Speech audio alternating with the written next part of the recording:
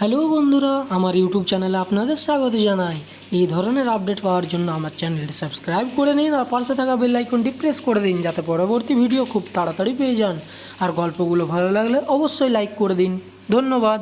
আর একটা কমেন্ট অবশ্যই করবেন।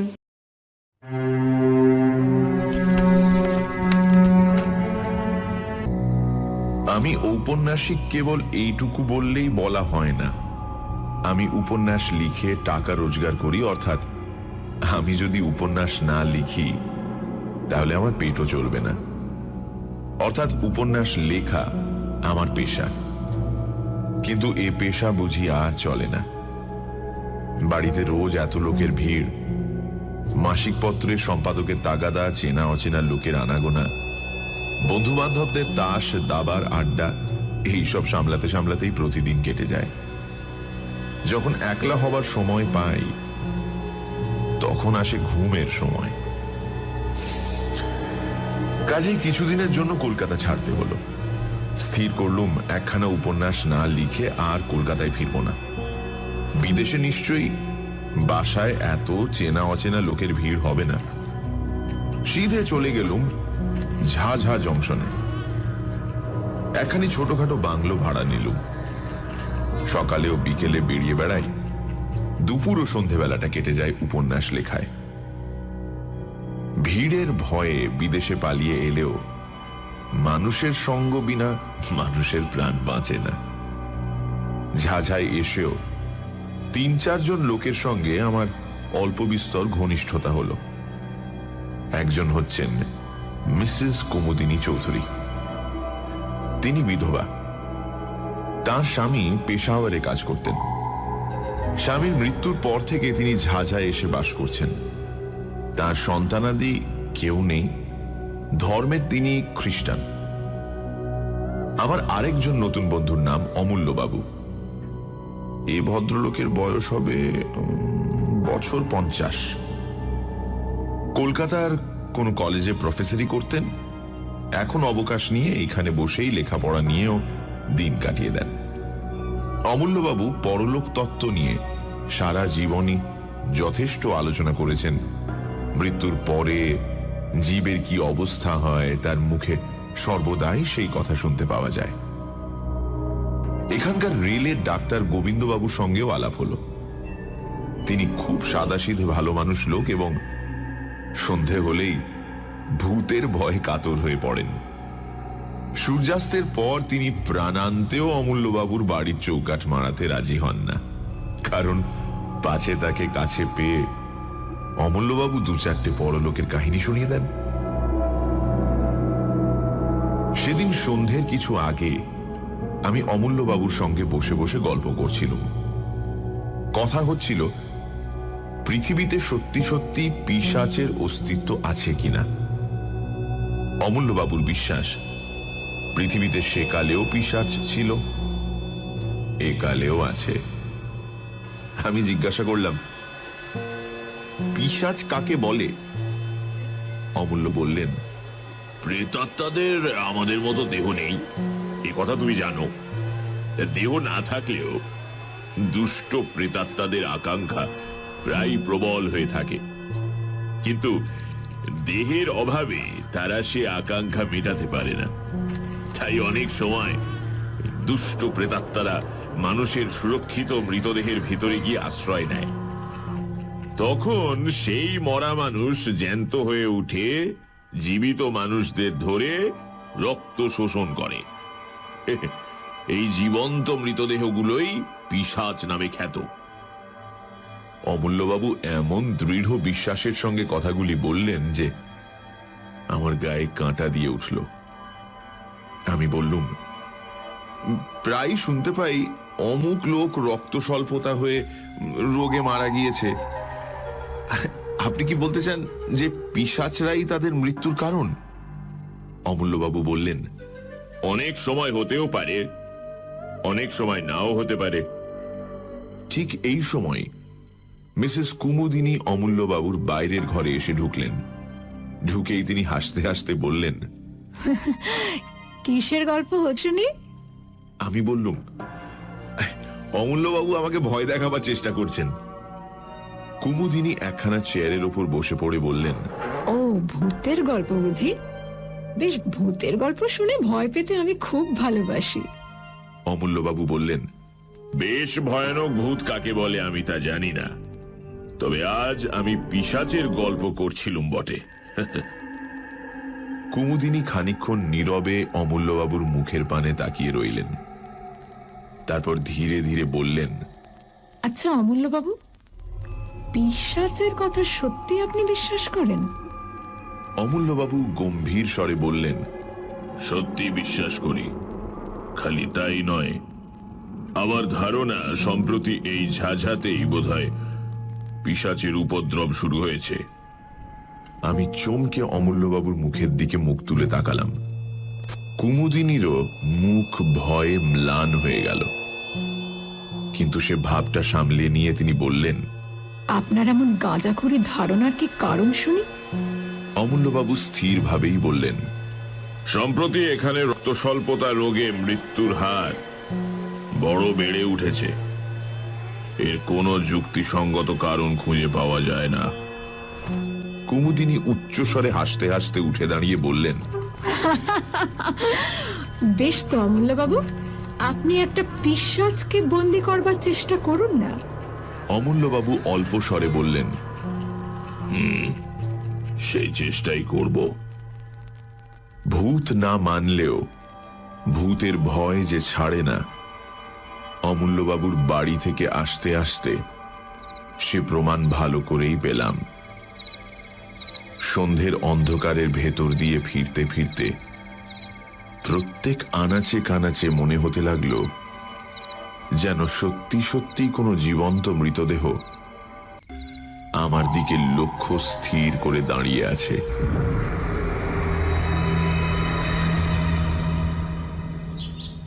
অমূল্যবাবু প্রতিদিন সকালে আমার বাসায় এসে চা পান করতেন। সেদিন সকালেও বাংলোর বারান্দায় বসে দুজনে চা পান করছি।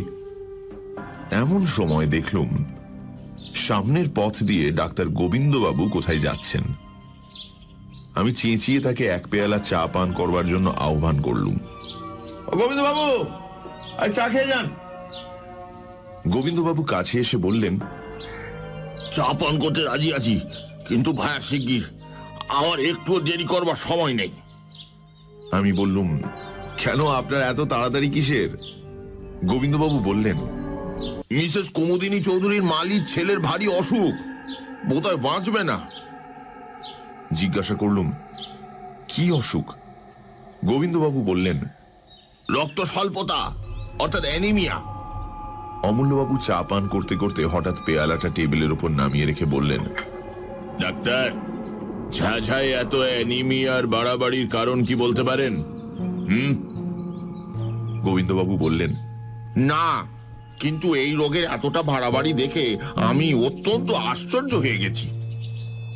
অমূল্যবাবু চেয়ার ছেড়ে উঠে দাঁড়িয়ে বললেন, মিসেস কুমুদিনী চৌধুরীর মালির ছেলে আমি জানি, তার মানে গদাধরকে। সে রোজ আমাকে ফুল দিয়ে যায়। 3 দিন আগেও তাকে আমি দেখেছি। জোয়ান সমত্ত ছেলে। আর তুমি বলছো ডাক্তার, এরই মধ্যে তার অবস্থা খারাপ হয়ে পড়েছে? অ্যানিমিয়া রোগে এত তাড়াতাড়ি কারুর অবস্থা খারাপ হয় না। চলো ডাক্তার, তোমার সঙ্গে আমরাও গিয়ে গদাধরকে একবার দেখে আসি। আমার বাংলো থেকে মিসেস চৌধুরীর বাংলোয় যেতে 4-5 মিনিটের বেশি সময় লাগে না। মিসেস চৌধুরীর বাগানের এক কোণে মালির ঘর। আমরা সকলে গিয়ে সেখানে উপস্থিত হলাম। ঘরের ভেতরে একপাশে বুড়ো মালি মাথায় হাত দিয়ে ম্লান মুখে বসে আছে। গদাধর শুয়ে আছে একখানা চৌকির উপরে। তার মুখ এমন বিবর্ণ ও রক্তশূন্য যে দেখলেই মনে হয় মৃত্যুর আর বেশি দেরি নেই। ডাক্তারবাবু তাকে পরীক্ষা করে চুপি চুপি আমাদের বললেন, আজকে রাত বোধহয় কাটবে না। অমূল্যবাবু গদাধরের পাশে গিয়ে বসলেন। তারপর রোগীর গায়ের কাপড়টা খুলে তীক্ষ্ণ দৃষ্টিতে কি দেখতে লাগলেন। খানিকক্ষণ পরে গদাধরের গলা ও বুকের মাঝখানে একটা জায়গার দিকে আঙুল নির্দেশ করে বললেন, ডাক্তার, এটা কিসের দাগ? গোবিন্দবাবু বললেন, ওটা ক্ষত চিহ্ন বলেই মনে হচ্ছে। যা নোংরা ঘর, ইঁদুর টিঁদুরে কামড়েছে বোধহয়। অমূল্যবাবু গদাধরের বাপকে ডেকে জিজ্ঞাসা করলেন, তোমার ছেলেকে সেবা করে কে? বুড়ো মালি বললেন, বাবু, গিন্নিমা গদাধরকে বড় ভালোবাসে, ঠিক নিজের ছেলের মতো। ওকে দেখাশোনা করেন তিনি। ওর জন্য দিনে তার বিশ্রাম নেই, রাতে ঘুম নেই বাবু।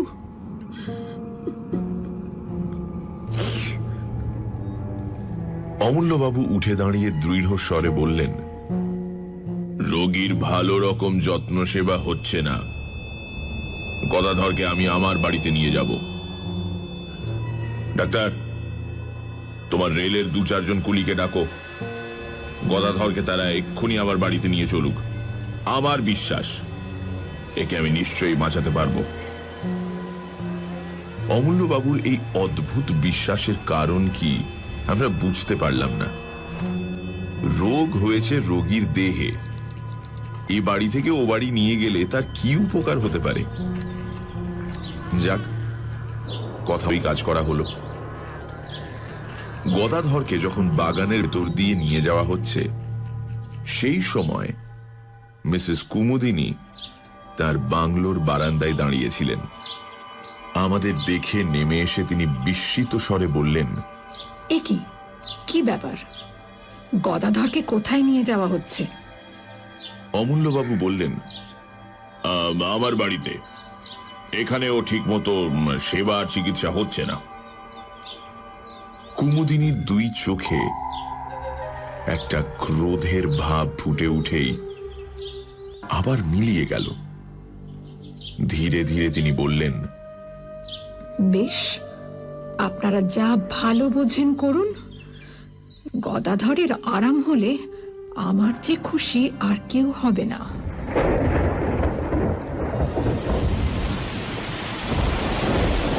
সেদিন সন্ধ্যের পর থেকে মুষলধারে বৃষ্টি নামল।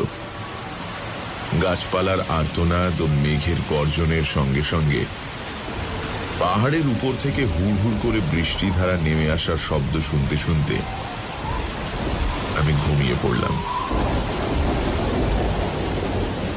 অনেক রাতে হঠাৎ করে আমার ঘুম ভেঙে গেল।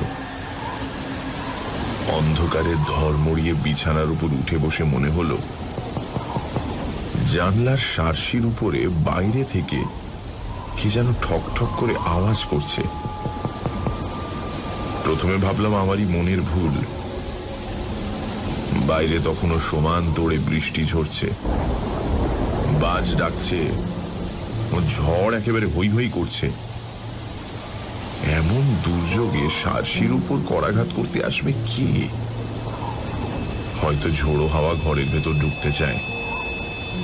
আবার বিছানার উপর শুয়ে পড়লুম, কিন্তু সঙ্গে সঙ্গে তখনই সার্সির উপরে আবার শব্দ হলো।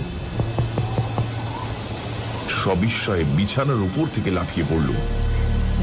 আর তো কোনোই সন্দেহ নেই, কে এলো? এই বন জঙ্গল পাহাড়ের দেশে এই ঝড় বৃষ্টি অন্ধকারে কে আমার ঘরের ভেতর ঢুকতে চায়? অজানা বিদেশ বলে শোবার সময় বালিশের তলায় রোজই একটা টর্চ রেখে দিতুম। টপ করে তুলে নিয়ে জেলে জানলার উপরে আলোটা ফেললুম, আর সেই তীব্র আলোকে দেখলুম বন্ধ সার্সির উপরে 2 হাত ও মুখ রেখে দাঁড়িয়ে আছে এক অদ্ভুত মূর্তি। ঝোড়ো হাওয়ায় রাশি রাশি কালো লম্বা চুল এসে তার সারা মুখখানাকে আচ্ছন্ন করে ফেলেছে, এবং সেই চুলের ফাঁকে আগুনের মতো দপদপ করে জ্বলছে তার 2 বিস্ফারিত চক্ষু। পর মুহূর্তে মুখখানা আলোক রেখার ভেতর থেকে সাত করে সরে গেল। এ কি দুঃস্বপ্ন? ভয়ে মুষড়ে আলো নিভিয়ে বিছানার উপর কাঁপতে কাঁপতে বসে পড়লুম। আতঙ্কে সারা রাত আর ঘুম হল না। কেবলই মনে হতে লাগলো সার্সির কাঁচ ভেঙে ওই বুঝি এক অমানসিক মূর্তি ঘরের ভেতরে হুড়মুড় করে ঢুকে পড়ে। সানডে সাসপেন্সে আজ মিসেস কুমুদিনী চৌধুরী। লেখক এসেছেন ঝাঝায়।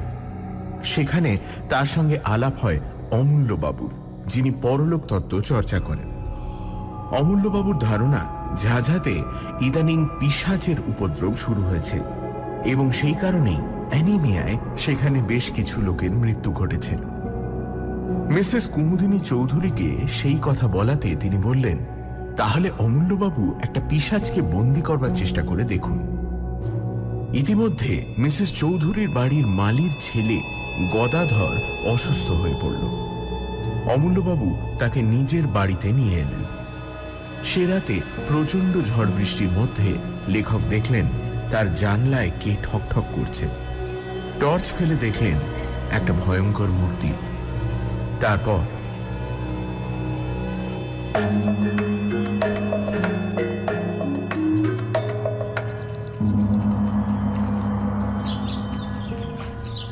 জানলা দিয়ে সকালের আলো ঘরের ভেতরে এসে পড়েছে, কিন্তু তখন আমি জড় ভরতের মতো বিছানার উপর আড়ষ্ট হয়ে বসে আছি। এমন সময় বাইরে থেকে শুনলুম আমার নাম ডাকছেন অমূল্যবাবু।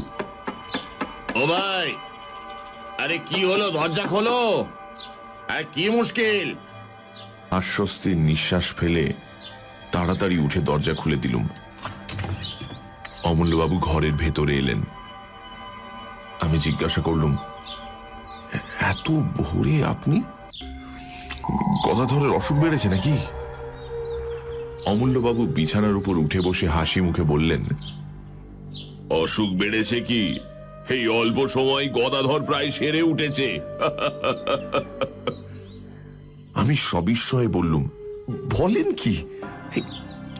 কি করে ছাড়লো? অমূল্যবাবু বললেন, গদাধরের কোনো অসুখ তো হয়নি, সে পড়েছিল পিশাচের পাল্লায়। চেষ্টা করেও আমি হাসি থামাতে পারলুম না। কৌতুক ভরে বললুম, আপনি কি চারিদিকেই এখন পিশাচের স্বপ্ন দেখছেন? হ্যাঁ,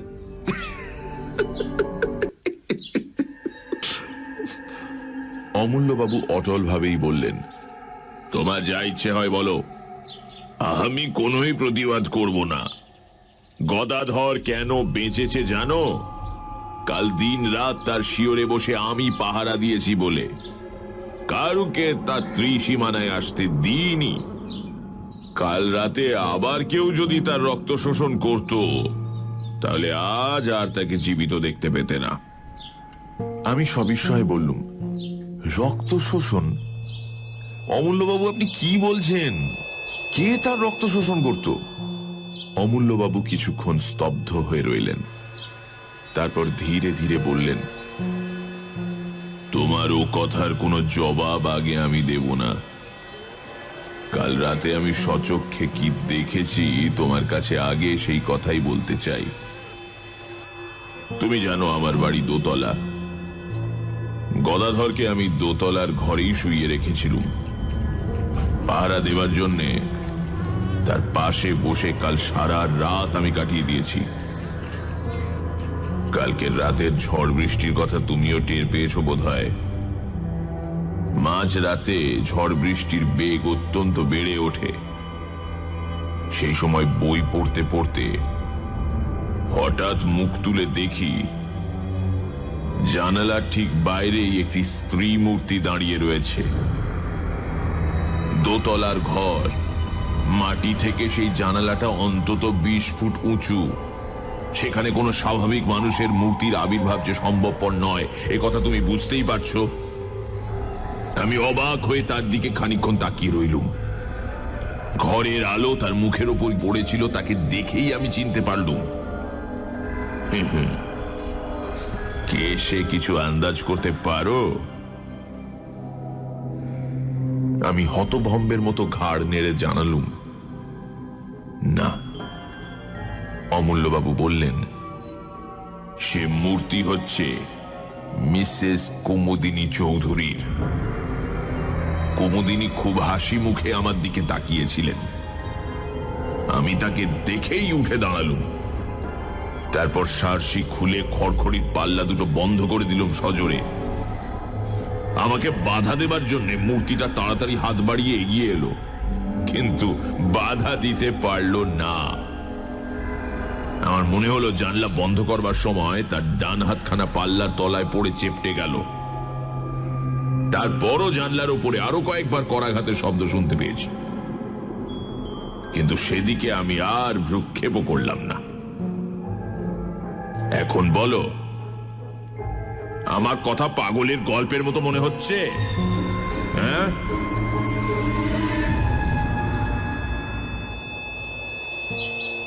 আমি রুদ্ধশ্বাসে বলে উঠলাম, অমূল্যবাবু, অমূল্যবাবু, আপনি আপনি কি বলছেন মিস কুমুদিনী চৌধুরী?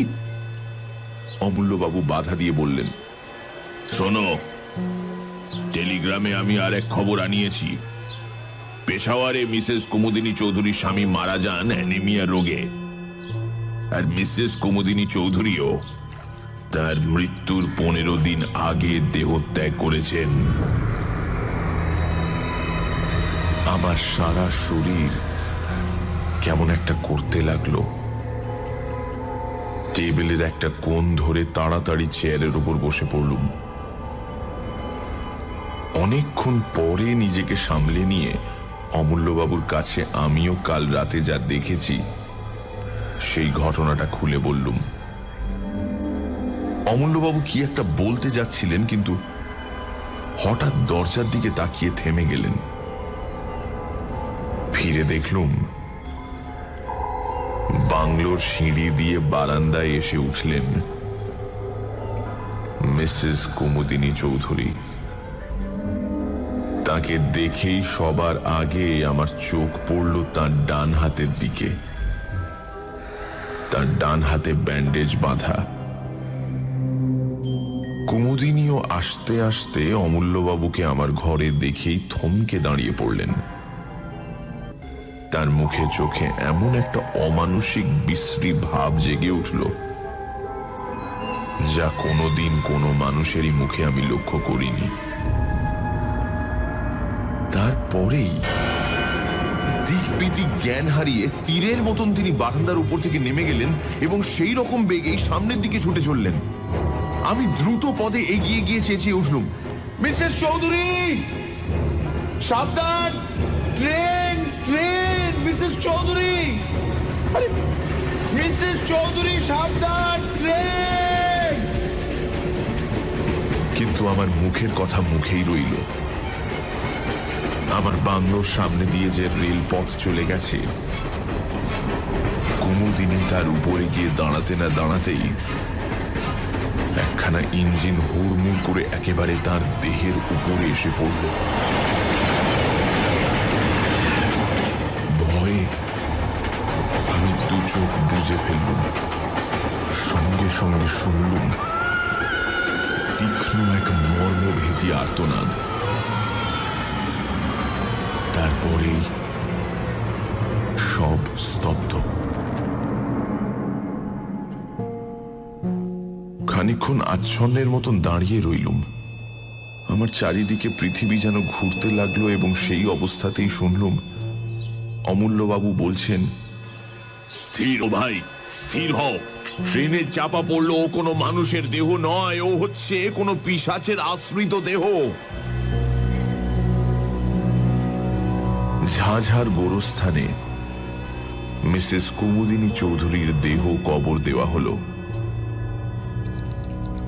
তারপর মাসখানেক কেটে গেল। এই ভীষণ ঘটনার ছাপ আমাদেরও মনের উপর থেকে ধীরে ধীরে অস্পষ্ট হয়ে আসতে লাগলো। কিন্তু এই ঘটনার সঙ্গে জড়িত একটা বিষয় সম্বন্ধে এখনো আমাদের মনের ধাঁধা ঘুচল না। ঝাঝার রক্ত স্বল্পতা রোগের বাড়াবাড়ি এখনো কমল না কেন, তাই নিয়ে প্রায়ই আমাদের মধ্যে আলোচনা হয়। অমূল্যবাবু পর্যন্ত ধাঁধায় পড়ে গেছেন। তিনিও মাঝে মাঝে আশ্চর্য হয়ে বলেন, তাই তো হে, রক্ত স্বল্পতার রোগটা এখানে সংক্রামক হয়ে দাঁড়ালো নাকি? এর কারণ তো কিছুই বোঝা যাচ্ছে না। কিছুদিন পরে একদিন নদীর ধার থেকে ফিরতে আমার রাত হয়ে গেল। সে রাতটা ছিল চমৎকার। পরিপূর্ণ পূর্ণিমা নদীর জলকে যেন মেজে ঘষে রূপোর মতো চকচকে করে তুলেছে এবং চারিদিক ধপধপ করছে, প্রায় দিনের বেলার মতো। এই পূর্ণিমার শোভা দেখবার জন্যই এতক্ষণ আমি নদীর ধারে অপেক্ষা করছিলাম। বিভোর হয়ে চারিদিকে তাকাতে তাকাতে বাড়ির পথে ফিরে আসছি। গভীর স্তব্ধতার ভেতরে ঝিঝি পোকার ডাক ছাড়া আর কোনো কিছুরই সাড়া পাওয়া যাচ্ছে না। পথ একান্ত নির্জন। প্রাণে হঠাৎ গান গাইবার স্বাদ হলো। এমন রাতের সৃষ্টি তো গান গাইবার জন্যই, কিন্তু গান গাইবার উপক্রম করতেই সামনের দিকে তাকিয়ে যা দেখলুম, তাতে আমার বুকের রক্ত যেন হিম হয়ে গেল। পথের একটা মোড় ফিরে প্রায় আমার সামনে এসে দাঁড়ালেন মিসেস কুমুদিনী চৌধুরী। আমার দেখবার কোনো ভুল হয়নি। তেমন উজ্জ্বল পূর্ণিমায় ভুল হবার কোনো সম্ভাবনাই ছিল না। ভাগ্যে কুমুদিনী অন্যদিকে তাকিয়েছিলেন, তাই আমাকে তিনি দেখতে পেলেন না। আমি তাড়াতাড়ি একটা গাছের আড়ালে সরে গেলুম। কুমুদিনী সেই পথ ধরে একদিকে অগ্রসর হলেন। আমি স্তম্ভিত চোখে লক্ষ্য করলুম তার দেহ যেন মাটির উপর দিয়ে পা ফেলে হেঁটে যাচ্ছে না, শূন্য দিয়ে ভেসে যাচ্ছে একখানা মেঘের মতন। পথের বাঁকে সেই অদ্ভুত ভীষণ মূর্তি অদৃশ্য হয়ে গেল এবং আমিও ছুটতে লাগলুম রুদ্ধশ্বাসে, আতঙ্কে ও বিস্ময়ে বিহ্বল হয়ে। ছুটতে ছুটতে একেবারে অমূল্যবাবুর বাড়িতে। অমূল্যবাবু বৈঠকখানায় একা বসে বই পড়ছিলেন। হঠাৎ আমাকে সেইভাবে সেখানে গিয়ে পড়তে দেখে নির্বাক বিস্ময়ে আমার দিকে মুখ তুলে তাকিয়ে রইলেন। আমি প্রায় রুদ্ধস্বরে বলে উঠলুম, মিসেস চৌধুরী, মিসেস চৌধুরী। অমূল্যবাবু, এইমাত্র মিসেস চৌধুরীর সঙ্গে আমার দেখা হলো। অমূল্যবাবু সিধে হয়ে দাঁড়িয়ে উঠে বললেন, তার মানে? আমি হাঁপাতে হাঁপাতে বললুম, নদীর পথ দিয়ে ফিরে আসছিল মিসেস কুমুদিনী চৌধুরী। প্রায় আবার পাশ দিয়ে এই মাত্র চলে গেলেন অমূল্যবাবু। তুমি ঠিক দেখেছ? আপনাকে যেমন ঠিক দেখছি তাকেও ঠিক তেমনই দেখেছি। ওঠো ওঠো, আর দেরি নয়, এক্ষুনি আমার সঙ্গে চলো। এখন কোনো কথা জিজ্ঞাসা করো না, চলো। অমূল্যবাবু হাত ধরে আমাকে টেনে নিয়ে দ্রুত পদে ঘর থেকে বেরিয়ে এলেন। তারপর বাগানের কোণ থেকে একটা শাবল ও একখানা কোদাল তুলে নিয়ে কোদালখানা আমার হাতে দিয়ে বললেন, এসো। আমি যন্ত্রচালিতের মতন তার সঙ্গে চললুম। আবার সেই নদীর পথ। চারিদিক তেমনি নীরব ও নির্জন। আকাশে তেমনি স্বপ্নময় চাঁদের হাসি। নিবিড় বনজঙ্গল ও পাহাড়ের পর পাহাড় দাঁড়িয়ে আছে যেন ছবিতে আঁকা। কিন্তু সেসব দৃশ্য দেখবার মতো মনের অবস্থা তখন আমার ছিল না। আমার প্রাণ থেকে সমস্ত কবিত্ব তখন কর্পূরের মতন উবে গিয়েছিল। ঘাসের উপরে বড় বড় গাছের ছায়া নড়ছে আর আমি চমকে চমকে উঠছি। নিস্তব্ধতা বিদীর্ণ করে একটা পেঁচা চেঁচিয়ে উঠল। শিউরে চেপে উঠে আমি ভাবলুম, ঝোপে ঝাড়ে আড়ালে আবছায়ায় যেসব অশরীরী দুষ্ট আত্মা রক্ত তৃষ্ণায় উন্মুখ হয়ে আছে, ওই নিশাচর পাখিটা যেন তাদেরই সাবধান করে জানিয়ে দিল, তোমরা প্রস্তুত হও, পৃথিবীর শরীরী প্রাণী আসছে। ওই তো ঝাঁঝার গোরস্থান, কবরের পর কবর সারি সারি দেখা যাচ্ছে, তাদের উপরে ইটের বা পাথরের গাঁথুনি, পাশ থেকে নদীর জলের তান ভেসে আসছে অশ্রান্ত তালে। আমার মনে হলো, এতক্ষণ এইসব কবরের পাথরের উপর যেসব ছায়া দেহ বসে বসে রাত্রি যাপন করছিল, আচম্বিতে জীবিত মানুষের আবির্ভাবে অন্তরালে গিয়ে নদীর সঙ্গে স্বর মিলিয়ে তারা ভয়াবহ কানাকানি করছে। একটা ঝোপের ভিতরে আমাকে টেনে নিয়ে গিয়ে অমূল্যবাবু বললেন, এইখানে স্থির হয়ে লুকিয়ে বসে থাকি, এসো, সাবধান, কোনো কথা কইও না। সারা রাত সেইখানে আড়ষ্ট হয়ে দুজনে বসে রইলুম। সেদিনকার সেই রাতটাকে আর পৃথিবীর রাত বলে মনে হলো না। এই লোকে থেকেও আমরা যেন পরলোকের বাসিন্দা হয়েছি। চাঁদ পশ্চিম আকাশের শেষ প্রান্তে, পূর্ব দিকে ধীরে ধীরে যেন মৃত রাত্রির বুকের রক্ত ঝরে পড়তে লাগলো। ভোর হচ্ছে। হঠাৎ অমূল্যবাবু আমার গা টিপলেন। চমকে ফিরে দেখি, নিবিড় বনের ভেতর থেকে মেঘের মতো গতিতে এক অপার্থিব নারী মূর্তি বাইরে বেরিয়ে আসছে। মিসেস কুমুদিনী চৌধুরী।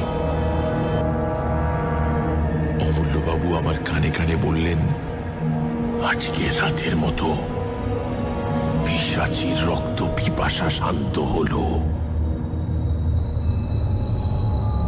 মিসেস চৌধুরীর দেহ ধীরে ধীরে গোরস্থানের ভেতর গিয়ে ঢুকল। একটা কবরের ওপরে গিয়ে এক মুহূর্ত স্থির হয়ে দাঁড়ালো। তারপর আচমকা শূন্যে দুই হাত তুলে এমন প্রচন্ড তীক্ষ্ণ স্বরে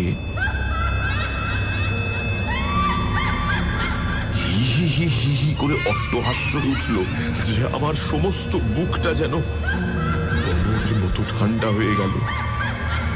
সে কি পৈশাচিক শীতল হাসি! তারপর দেখলুম তার দেহটা ধীরে ধীরে মাটির ভেতর নেমে যাবে। তার খানিক পরেই সে একেবারেই অদৃশ্য হয়ে গেল। পূর্বাকাশে সূর্যের প্রথম ছটা জেগে উঠল। অমূল্যবাবু এক লাফে উঠে দাঁড়িয়ে বললেন, আর অপেক্ষা নয়, শিগগির আমার সঙ্গে এসো। আমরা মিসেস চৌধুরীর কবরের উপরে গিয়ে দাঁড়ালুম। অমূল্যবাবু বললেন, আমি শাবল দিয়ে মাটি খুঁড়ি আর তুমি কোদাল দিয়ে মাটি তোলো, চলো। তার এই অদ্ভুত আচরণের কারণ কি জিজ্ঞাসা করলুম না, কারণ আমি তখন আচ্ছন্নের মতো ছিলুম। তিনি যা বলেন আমি তাই করি।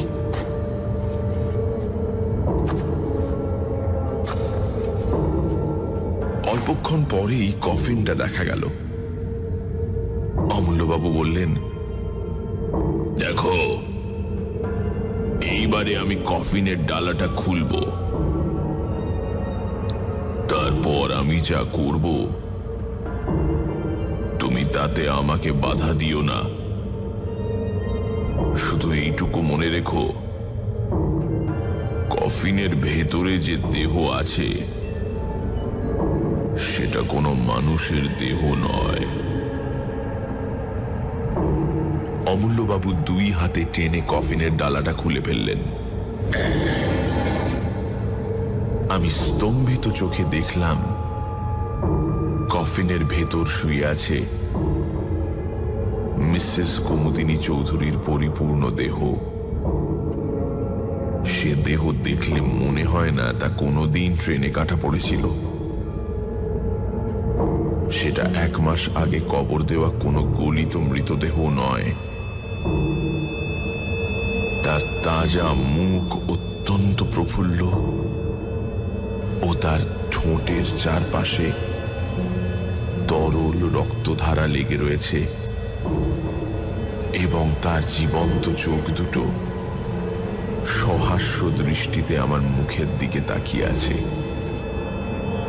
অমূল্যবাবু 2 হাতে শাবলটা হঠাৎ মাথার উপর তুলে ধরলেন, তারপর সজোরে ও সবেগে শাবলটা মৃতদেহের বুকের ওপর বসিয়ে দিলেন।